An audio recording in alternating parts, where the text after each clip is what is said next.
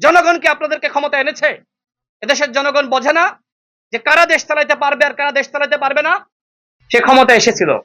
প্রণব মুখার্জি তার বইয়ে স্পষ্টভাবে উল্লেখ করে গেছে কিভাবে সেই 2008 সালের 30 ডিসেম্বর আওয়ামী লীগ ক্ষমতা এসেছিল। আওয়ামী লীগের যে 3 মেয়াদের বা 4 মেয়াদের ক্ষমতা, এই পুরো ক্ষমতাই ছিল অবৈধ। অনেকে বলে থাকে যে 9 সালের পরে যে 14 সাল পর্যন্ত ক্ষমতায় ছিল এটা নাকি বৈধ ক্ষমতা। না, এইটা ভারতের সাথে চুক্তি করেই মূলত শেখ হাসিনা ক্ষমতায় বসেছিল। অনেক বক্তা আছে, আমি খুব বেশি বক্তব্য আমি বাড়াতে চাই না। এখানে আমাদের এমপি মারদিয়া মমতাজ আপা এসেছেন, তিনিও বক্তব্য রাখবেন। আমি ভেবেছিলাম যে আপা হয়তো আমার সাথে বসতে একটু মানে হেজিটেশন ফিল করেন, একটা টক শোতে বলেছিলেন। আমি ভেবেছিলাম যে আপা বক্তব্য দেওয়ার আগে আমি বলে চলে যাব। তো যাই হোক, আমি যে কথা বলতে চাই শোনেন। বর্তমানে বিএনপি সরকার ক্ষমতায় রয়েছে। বিএনপি সরকারকে যদি আপনারা সবাই সহযোগিতা করেন, ইনশাল্লাহ এই যে সীমান্তে যে পুশিনের ঘটনা ঘটছে, এই পুশিনের ঘটনা ঘটানো হচ্ছে পরিকল্পিতভাবে এই সরকারকে আনস্টেবল করার জন্য।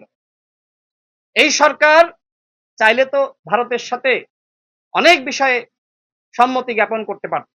এই যে দেখেন, 3টা দেশের পক্ষ থেকে মাননীয় প্রধানমন্ত্রীকে আমন্ত্রণ জানানো হলো।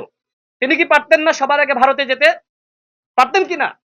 তিনি গিয়েছেন, মালয়েশিয়া গিয়েছেন, এরপরে চীনে গিয়েছেন।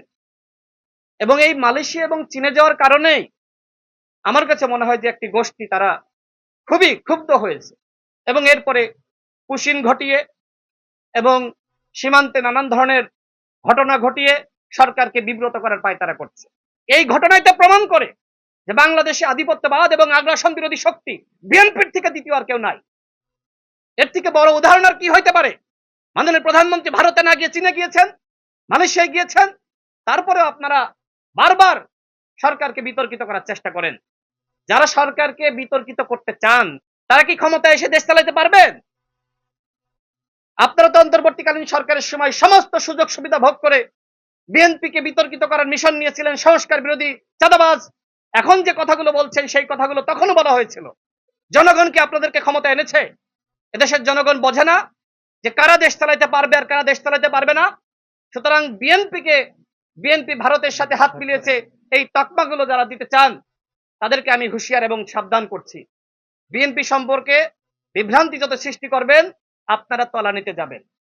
বরং এই সরকারকে সহযোগিতা করলে সংস্কারের যে ম্যান্ডেট, জাতীয় জুলাই সনদের যে ম্যান্ডেট, সেগুলো ইনশাল্লাহ বাস্তবায়িত হবে। আমি সর্বশেষ বলবো, এই যে 3টা বিষয় আমাদের ভাইয়েরা প্রোগ্রাম করছে, নোটটা একটু দেন। এই 3টা বিষয়ে আমাদের ঐক্যমত দরকার। আমাদের ভিতরে রাজনৈতিক কারণে মতভেদ, মতপার্থক্য থাকবে, কিন্তু সীমান্ত হত্যা, ফেলানিকে যেভাবে কাটা তারের বেড়ায় ঝুলিয়ে রাখা হয়েছিল, এই ধরনের ঘটনা বাংলাদেশে আর ঘটুক, সেটি আমরা চাই না। আমরা ভারতকে বলবো যে আপনাদের সাথে আমরা সম্পর্ক চাই, আমরা আওয়ামী লীগের মধ্যে সম্পর্ক চাই না। আমরা চাই মর্যাদার সম্পর্ক, সম্মানের সম্পর্ক। আমরা প্রতিবেশীকে অস্বীকার করতে পারি না, কিন্তু সেই প্রতিবেশী যদি সবসময় আমাকে ব্যর্থ করার চেষ্টা করে, সেই প্রতিবেশী যদি সবসময় মনে করে যে বাংলাদেশ কোনো রাষ্ট্র নয়, 71-এ আমরা তাদেরকে সহযোগিতা করেছিলাম, সুতরাং এখন আমরা যেভাবে চাইবো বাংলাদেশ সেইভাবে চলবে, এটাকে আমরা মানবো? 71-এ ভারত তার প্রয়োজনে সহযোগিতা করেছে, আর এদেশের মানুষ নিপীড়িত হচ্ছিল, শোষিত হচ্ছিল, বঞ্চিত হচ্ছিল, যে কারণে এদেশের জনগণ অস্ত্র হাতে তুলে নিয়েছিল। সুতরাং ভারত যদি মনে করে যে আজীবন প্রতিদান দিতে হবে, এত মাথা নিচু করে বাংলাদেশের জনগণ বসবাস করবে না। আমরা ভারতের চোখে চোখ রেখে কথা বলতে শিখেছি। সুতরাং ভারতকে বলবো এই সীমান্ত হত্যা বন্ধ করতে হবে। বাংলাদেশকে দুর্বল ভেবে যদি সীমান্তে আপনারা গুলি চালান, তাহলে কিন্তু আমাদের বিজিবি পাল্টা গুলি চালাবে, সেই হুঁশিয়ারি কিন্তু তারা উচ্চারণ করেছে। আর পুশিনের কোনো ঘটনা মেনে নেওয়া হবে না। বাংলাদেশের জনগণ ইতিমধ্যে তারা কিন্তু সীমান্ত পাহারা দিচ্ছে।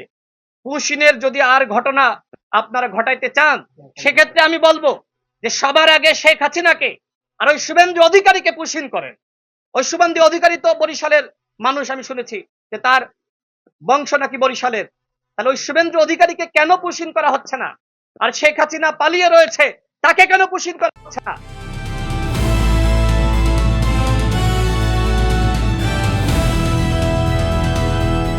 দিনাজপুর টিভি, মানুষের জীবনের কথা বলে।